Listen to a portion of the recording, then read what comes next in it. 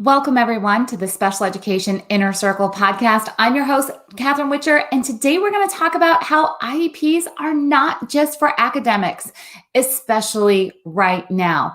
We are all still living the pandemic lifestyle. Some of you have children, students that are on campus, some are hybrid, some are remote learning, but no matter what the situation is for you when attending school, whether it's on campus or at home, it's important for us in the special education community to remember why we have an IEP and how it's not just limited to academics. Right in the purpose and findings of IDEA law, it says that we need to meet a child's unique needs and prepare them for further education, employment, and independent living. So today I'm going to share with you a story that really led to this whole topic. Yesterday, I went on a mother-daughter date with my youngest daughter. She asked to go to Five Guys to go get some burger and fries, a big treat for us. And when we got to the store, there were signs on the door that said cash only. Internet is down. So I'm always encouraging my girls to have actual cash in their wallet in case of that situation. Good thing they did because I didn't, but she did. She had the money. We go in, we order, we get our food, we're waiting, and in comes the next customer, and they show their phone because they're there to do a pickup from the mobile order app. And the employee says, "Our internet's down, so we never got that order." And the customer just stood there. And there was no further conversation. It's like the conversation just stopped. "We didn't get your order." "Oh, okay." And the customer just left. The next customer comes in, shows their phone, and says, "Hey, I'm here to pick up this order." Employee says, "Internet's down. We never got that order." So the customer says, "Well, how do I get my food?" Employee says, "I don't know." And he walks out. Now, mind you, this is all happening while my daughter and I are sitting there eating our burger and fries. It was kind of painful to watch. This happens 3 or 4 times. And finally, I say to my daughter, who works at a local ice cream shop, and I said, "So does this ever happen at your work?" She says, "Oh, yeah, all the time." She goes, "Internet goes down or the app doesn't communicate, with the main computer. And we just have to say, I'm sorry, we didn't get that order. What would you like? We'll take your order right now and get it to you as fast as possible."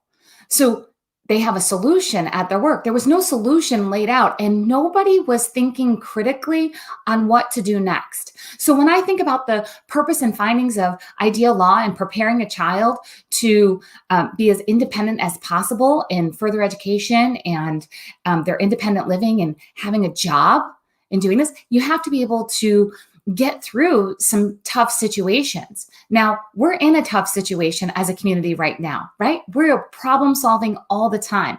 I'll give you an example of somebody who was not at a job. This is around a middle schooler who needed to go play with their friend. I was talking to a parent and she said, "I can't believe this just happened. My child, has an IEP and academically they're doing well, but there's just some deficit areas." For example, and she shares how her child wanted to go play at the neighbor's house. So he went down to go play at the neighbor's house and texted his mom and said, "My friend's not outside." So I guess typically the routine is that the friend is outside waiting. The friend's not outside. And the mom said, "Well, knock on the door and see if he's there." And I coached the mom to do something that, quite honestly, I have forgotten to do myself as a parent and as a teacher. For those of you that don't know, I was a teacher a long time ago. I went to school to become a special education teacher because my brother, who has Down syndrome, I got to watch my family just navigate the school system and help them, watch them really try to help my brother be as independent as possible. And it was a struggle. And I thought, I'll just become a teacher and I'll just solve all the problems from the inside of my classroom. Didn't quite work out that way. Last 20 years, I've been working for you guys, parents, teachers, admins, and therapists on building IEPs. That makes sense because of situations just like this. So I said to the parent, you texted back to your child, knock on the door. Did you think to ask him, what should you do next? And help him think through the situation of what are the options of what you could do since your friend is not there waiting for you outside. But you know what? Mom was rushed and she was really busy trying to do this remote learning thing and take care of her younger ones at home. She also works at home, and it was just easier to give the answer. Who's ever done that? We all have, right? It's easier to give the answer. But what we really need to be thinking about is how are we going to help our students of all abilities get through thinking through the situations that are not common, the challenging situations that come up every day. You know, it's the equivalent of we could memorize all the multiplication facts in the world, but if we don't know how to apply them in the real world at the grocery store or at work or at home, those multiplication skills aren't doing us a whole lot of good. You know, we can, of course, rehearse conversations inside of social work sessions, but if we don't know how to apply that out in the real world, then what are we doing?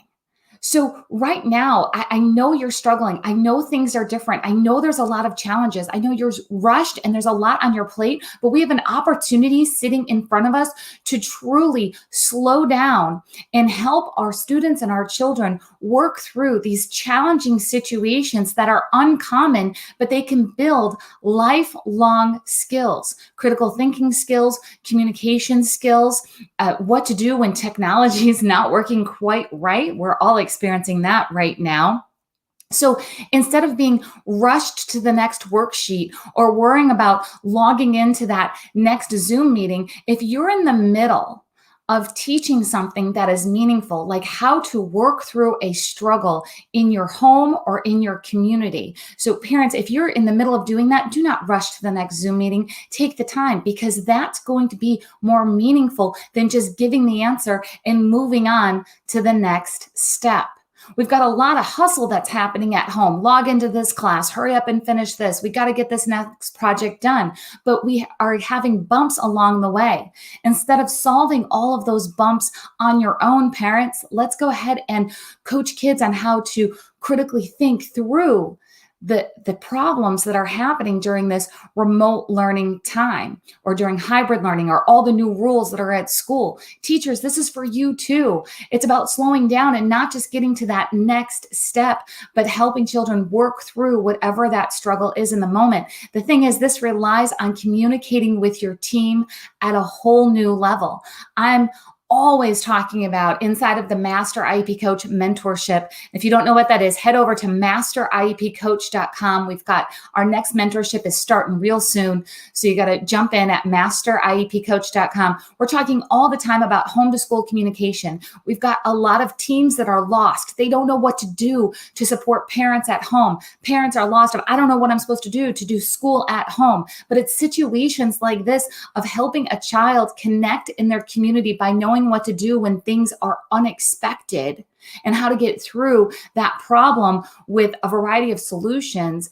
That is going to have a lifelong impact. I'll give you another example from a very long time ago. My brother was at home. Let's see, he's in his 40s now. He was probably in his 20s. He had just graduated high school. He was going to a work program, and somebody was hired to give him a ride to work because we were all doing our own thing that day. So he was supposed to go outside at a certain time, and he's really great at looking at the clock and knowing when to go outside to follow the schedule. So the person was supposed to be there at 10 a.m. So he went outside, he sat in the lawn chair out by the front door, waited for his ride.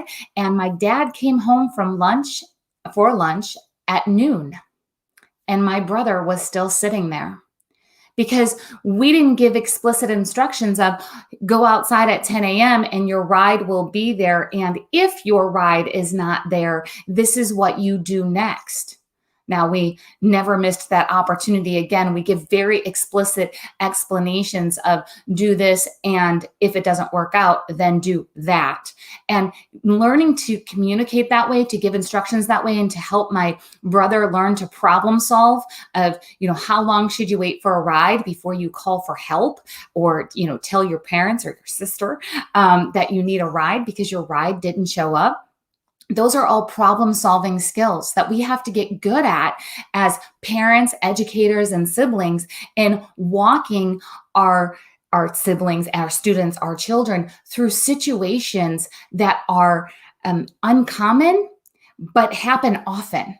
So being able to work through, what if this doesn't work out? What could we do next? This is a really important skill that absolutely can be worked into an IEP. It's something that can be communicated between parents and teachers right now during our pandemic lifestyle, during our remote learning, hybrid learning, or our modified on campus. It's something that is truly important in really promoting independence to ensure that every student is getting the chance to reach their potential and problem solve and not just be stuck.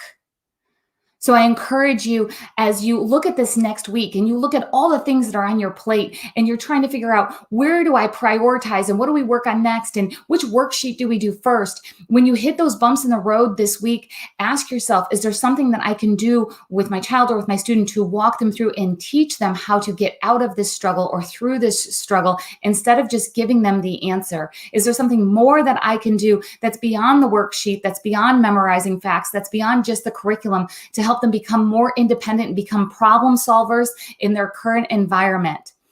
I encourage you to come visit me over in the Master IEP Coach mentorship at masteriepcoach.com. I can't wait to connect with you there. That's where we really come together as idea bringers and solution finders and team builders at the IEP table. I'll see you inside the mentorship.